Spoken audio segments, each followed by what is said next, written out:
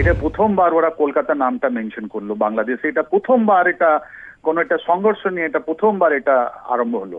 আপনি বলছেন প্রাক্তন সেনাকর্তা, বাংলাদেশ আর্মির প্রাক্তন সেনাকর্তাদের একটা ইতিহাস আছে। আপনি 1975 আগস্ট, 15 আগস্ট থেকে আপনি নভেম্বর 1975 যদি দেখেন, ওর মধ্যেই ওদের প্রাক্তন সেনাকর্তা মেজর ফারুক নিয়ে অন্য কত লোক, কারণ ডালিম, কত লোক ওরা নিজের লোককে মারলো। এই যে এক্স সার্ভিসম্যান যারা আছেন ওরা কারা? ওরা কি রিটায়ার্ড কবে হয়েছেন? ওরা কি আমাদের মুক্তিযুদ্ধ উনি পার্টিসিপেট করেছিলেন না? পরে জেনারেশন আছেন। ওরা কি ডিসিপ্লিন গ্রাউন্ডে ওরা সরিয়ে দেওয়া হয়েছে, বা ওদের কোনো বাংলাদেশ আর্মি থেকে কোনো গ্রিভান্সেস আছে? কেন ওরা আজকে মার্চ করলেন? এটা অনেক ইম্পর্টেন্ট জিনিস, এটা অনেক সিরিয়াসলি নেওয়া উচিত আমাদের। তারপর ওরা টাইম ফ্রেম দিচ্ছে 4 দিন, তার মানে বর্ডারকে ক্যাপচার করা 1 দিন, ট্রানজিট 1 দিন, এন্ড ক্যাপচার অফ ক্যালকাটা 2 দিন। এটা মিলিটারি পার্লেন্সে আমরা সোজাসুজি কথা বলতে পারি।